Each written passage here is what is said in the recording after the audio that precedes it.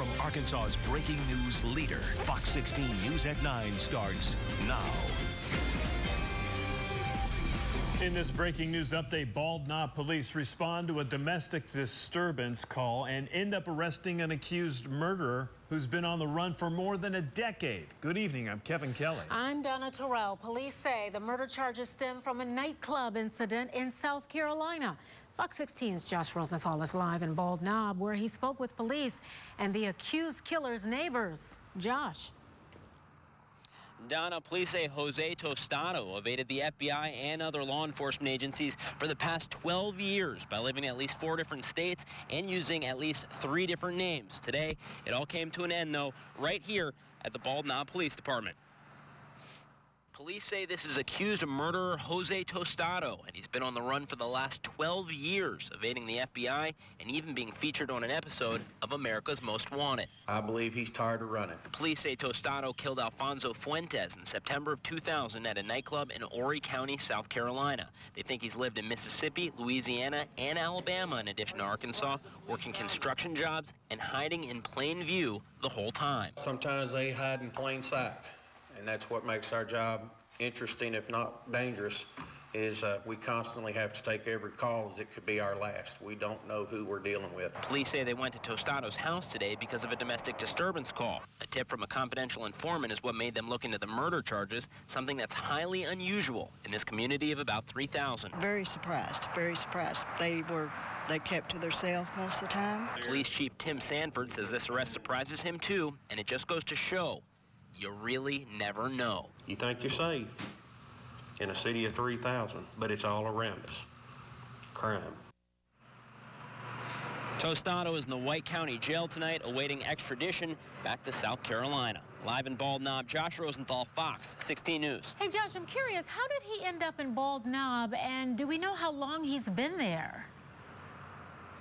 You know what, Donna? Police say that they think he's been here for between 6 to 8 months. We're not sure how he got here, other than police saying he came here with a woman and he's been working construction jobs. Okay, all right. Josh Rosenthal live for us tonight. Josh, thanks. In the Fox 16 crime alert, the man suspected in a road rage crash in Little Rock Tuesday is under arrest tonight for possessing a truck full of stolen hams. Robert Lee is accused of using his semi-truck to ram a pickup into a building on Wright Avenue.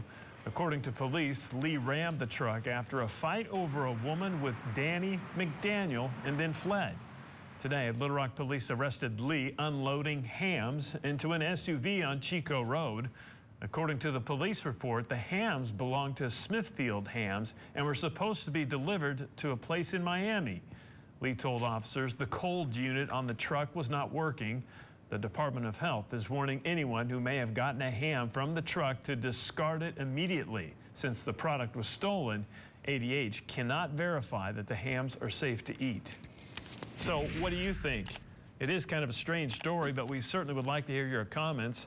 Go to Fox 16 and click on Rants and Raves to post your opinions, or you can give us a call. The number 217-4416. Then watch Fox 16 News at 10 to see if your rant or rave is used in our newscast. Professional poker player Nancy Todd, you know, the woman who wanted to legalize casinos in Arkansas, faces a different challenge tonight. An employment agency that provided people to gather signatures for Todd's failed ballot measure is now suing her. Oklahoma-based People Source claims Todd's Poker Palace owes the agency nearly $30,000 for helping her collect the signatures. The Arkansas Supreme Court ruled Todd's measure ineligible for the ballot, even though it was on the ballot. None of the votes were counted. Now, Arkansas's certified most accurate forecast with Chief Meteorologist Jeff Baskin. Well, it still feels cool out there, as it should this time of year, but in the forecast, as we head towards the weekend, we're actually talking about milder temperatures as we go into December. Live look right now. This is our weather bug view of the Arkansas River and the Little Rock River Market. We have mostly clear skies out there and a rather cool evening. But you know what? Today was actually pretty mild out there. Temperatures up into the low to mid 60s, 63 Pine Bluff, 65 degrees in Russellville. Temperatures running 5 to almost 10 degrees above average. Right now, yeah, it's cooled off out there, but it's not as cold as it was this time last night. Temperatures were already down in the 30s in some spots last night at this time, but now we're in the 40s for the most part. 42 in Searcy, 47 in Pine Bluff. Some spots still into the 50s, especially as you head west. And also parts of northeast Arkansas around Batesville, 52 degrees. That's because we have a few clouds that have been moving across the state, keeping the temperatures up just a little bit. But this little area of clouds is going to move on out as we go through the overnight hours. But we do have some clouds down to our south. And as we go into tomorrow, notice those clouds start to approach by the morning hour, say around 7 o'clock. You're driving to work, you might actually need the sunglasses because it's going to still be pretty bright out there. But notice those clouds right on our doorstep starting to move into southern Arkansas. And as we go into the afternoon hours, some of those clouds start to push into central Arkansas. And even though you'll see the skies start to gray up a little bit, you don't need the umbrellas. It's going to stay dry as we go into the afternoon. But we're talking about a mild pattern shaping up. Although, once again, a rather cool start to the day. I'm not expecting temperatures to get down to the freezing mark in most spots, so you won't really have to worry so much about scraping that ice off your windshield tomorrow morning. 8 a.m., 37 degrees, 52 degrees by 10. And as we go to the noon hour, clouds increase. But even though we'll have some clouds around, temperature is pretty mild out there, around 60 degrees heading into the afternoon. Coming up in just a few minutes, we're talking about some unusually warm temperatures as we head into the first week of December. Tonight, a mother shares a story about her daughter, bullying and suicide. Tina Myers spoke to an audience this evening at the Clinton School of Public Service. Fox 16's Hubert Tate spoke with Meyer one-on-one today. He joins us live with her story. Hubert? Kevin, Meyer's journey started just a few years ago when her daughter had a negative conversation on the internet. 13-year-old Megan Meyer committed suicide in 2006 after being bullied on the social website MySpace, an experience her mom is now using to help other parents and their children. We all have a right to be here without being harassed and humiliated every day. Tonight, Tina Meyer gave that message at the Clinton School of Public Service. She's traveling across the country telling parents to take cyberbullying seriously. If your child is being repeatedly bullied, repeatedly name-called, repeatedly cyberbullied, we as parents need to make sure we take steps to understand what to do. Meyer says pop television shows like Fox's Glee are teaching kids how to respect one another, whether on the playground or online. I do think it's helping the victims, giving them more of a voice, hopefully letting them see that we're talking about this, it's on shows, it's everywhere, that it's not okay to do, that we all have differences, and we have to accept and appreciate those differences in this world. And Meyer has created a foundation in her daughter's name to help educate others. Reported live in Little Rock, Hubert Tate, Fox 16 News.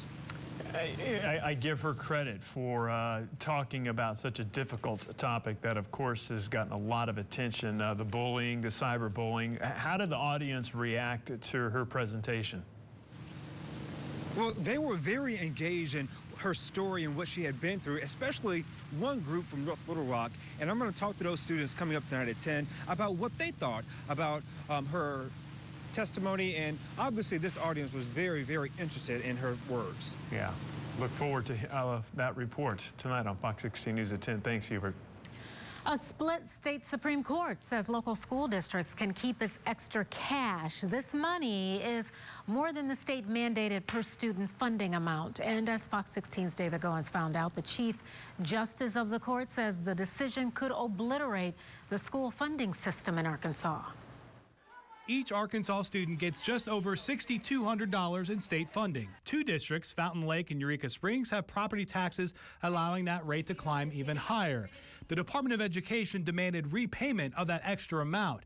Today, a divided Supreme Court said the districts can keep those extra funds. 4 justices saying extra tax money created by the district belong to the district. Decorum prevents me from telling you what I really think about the logic of the majority opinion. Governor Mike Beebe told reporters today the 4 majority judges got it wrong. And I think the 3 judges that called them out are absolutely right. In his dissent, Chief Justice Jim Hanna says the amount of state funding a school district receives may not depend upon the wealth of the school district. At least basic equality ought to exist across the state without regard to whether you were a rich or poor district. And that was the essence of their original decisions. And Beebe feels today's decision flies in the face of 30 years of educational policy and effort to improve Arkansas classrooms. And going forward, Beebe says this ruling could allow future governors and future legislative bodies to do what he calls all sorts of backtracking on educational policy. At the Supreme Court, David Goins, Fox 16 News. this is how it's gonna go. We're gonna gather up every good girl we know. We'll get vertical till we get vertical. Well, 1 year ago, we introduced Fox 16 viewers to the Glee Club from the Central Arkansas Performing Arts Center. And look at them now. Over the Thanksgiving holiday, the group had the chance to perform at Disney World in Florida.